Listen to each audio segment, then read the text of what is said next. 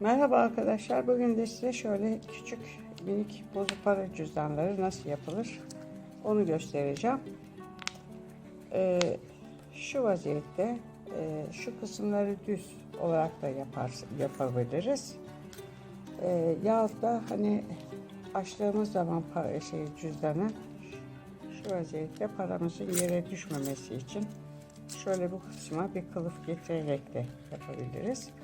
Ben şimdi size bu şekilde paranın yere düşmeyeceği şekilde bir cüzdan yapacağım. Bununla ilgili arkadaşlar şöyle kalıplar yaptım.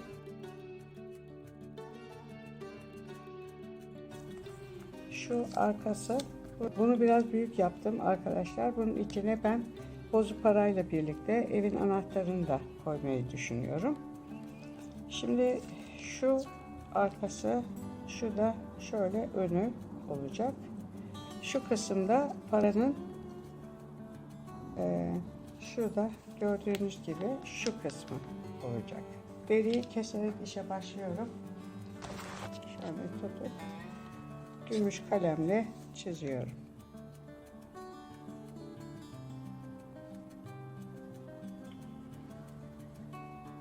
Bunun içini ben astarlı yapacağım.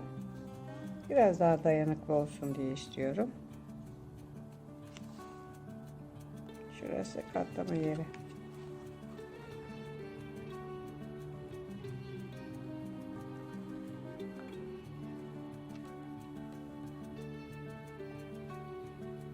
Gümüş kalemin arkadaşlar bir özelliği var. Belli bir süre sonra uçar bu. Yani deride herhangi bir iz bırakmaz. Şöyle. Bunda ve şunu keseceğim.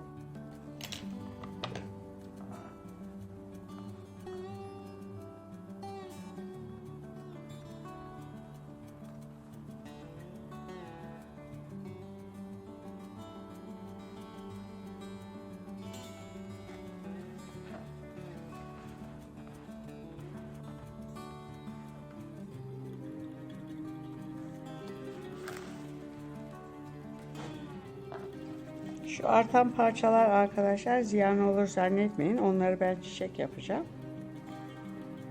Yani derinin hiçbir parçası ziyan olmuyor.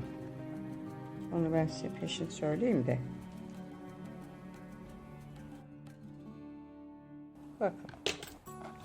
Şimdi şurası şeyin katlama yeri. Şöyle. Şimdi şu kısmını şöyle koyacağız. Ve şunu koyacağız. Önce arkadaşlar ben bunları bir güzel şey yapayım. Astarlayayım. Bakın. Şunlara astarını geçirdim. Çıtçıtlarını takacağım. Birini aşağıya, birini yukarıya. Şuna da astar geçireyim. Şöyle yapışkan astarım var arkadaşlar. Yapışkan astarlar güzel oluyor. Bunu bu şekilde gövdeye yapıştırıyoruz. Şöyle.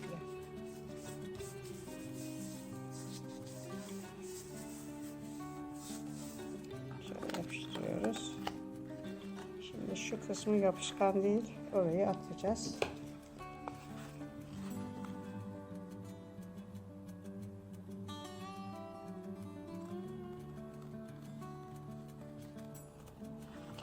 Astar olursa arkadaşlar, astarın şöyle bir avantajı oluyor. İnce zikleri kullanıyoruz ya. Hani cebimizde potluk yapmasın, işte rahatsız etmesin diye. Bu astar onu bir nebze olsa sertleştiriyor. O bakımdan. Yoksa astar kullanmadan da bu cüzdan yapılabilir. Ama dediğim gibi çok ince deri kullandığım için bu işte. Çünkü cebinizde arkadaşlar sert bir şey elinize veya bacağınıza takılır. Pantolon cebini düşünün genelde. Onun için mümkün olduğu kadar yumuşak deri kullanıyoruz. Evet, bakın derisini, astarını çektiğimiz zaman daha bir tok durdu. Şu şekilde olacak. Şimdi şunu şu şekilde deliyoruz. Şuradan. Ve önce şunu şuradan geçiriyorum. Bunu bunun üstüne koyuyorum. Şöyle. Ve önce bunun zımbasını yapıyorum.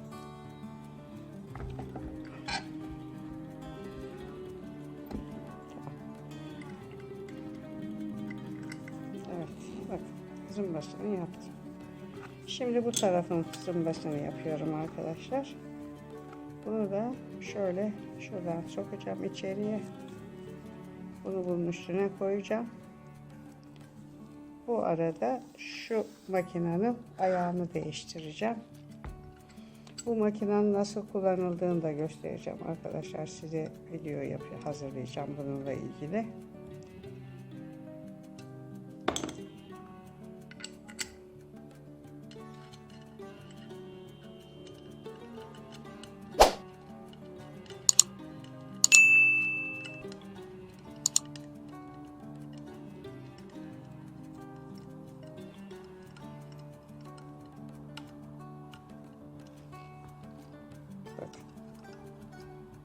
Şimdi bunun zımbasını yapıyorum. Bunu da bu şekilde bunun içine koyuyorum. Şöyle.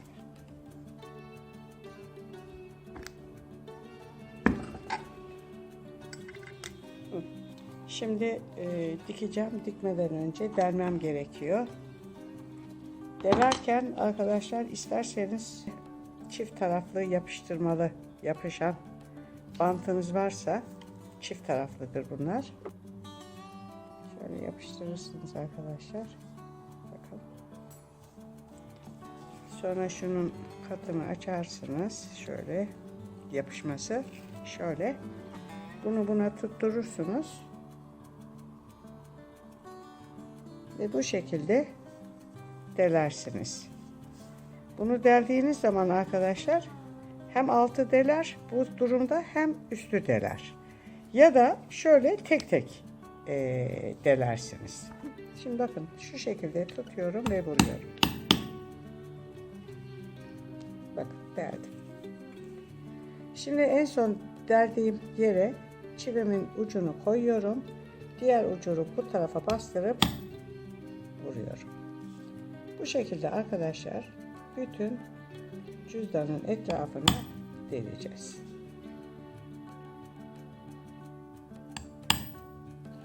Ben şimdi bunu bu şekilde tamamını delip gideceğim.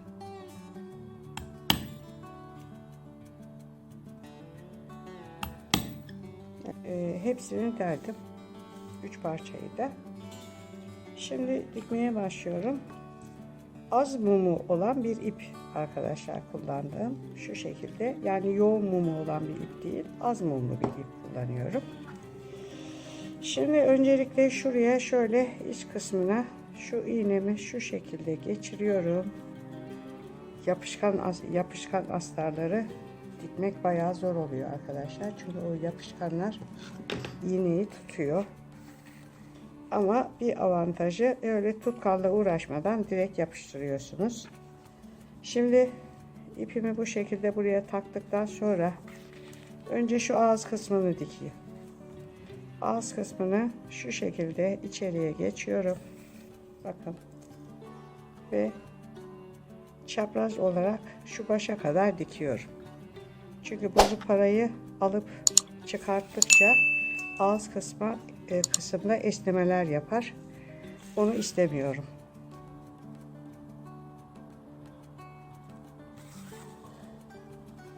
Kenar boya yapmaya gerek yok. Farkındaysanız.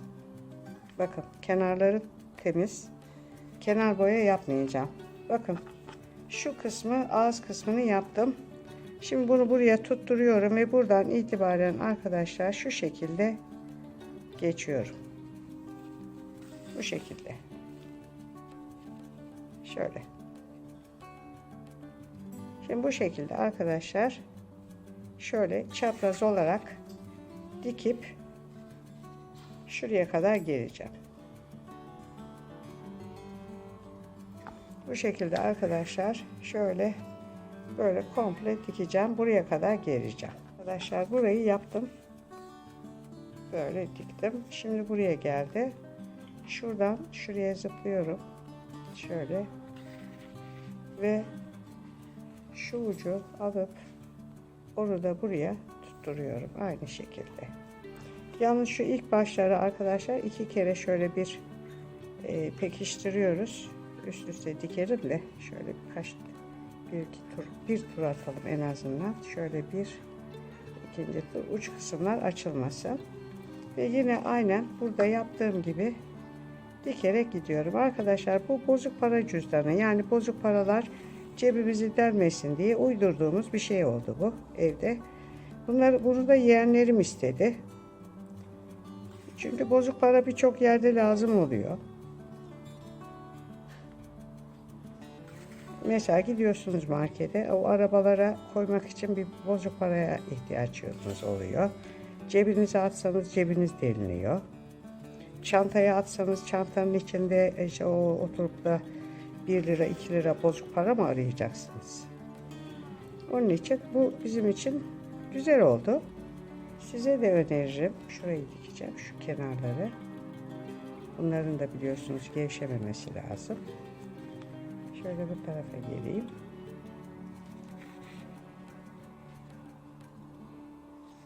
Şöyle.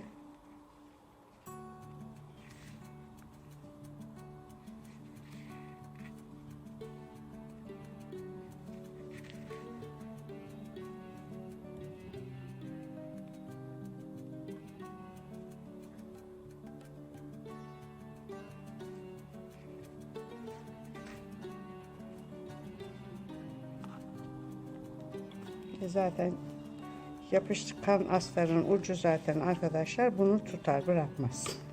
Ve bu biter. Bakın. Bitirdim. Bunun içine koyuyorum. Bakın. Böyle. Bu şekilde arkadaşlar. Cebinize koyabilirsiniz. Alırken de şu şekilde böyle yere düşme derdi olmaz. Bakın bunda. Şöyle. Pek nadir düşer. Ama genelde düşmez. Arkadaşlar bozuk para cüzdanının yapımı burada sona erdi. Videomu beğenmeyi, kanalıma abone olmayı unutmazsanız mutlu olurum. Bundan sonraki videolarda görüşmek üzere. Hoşça kalın.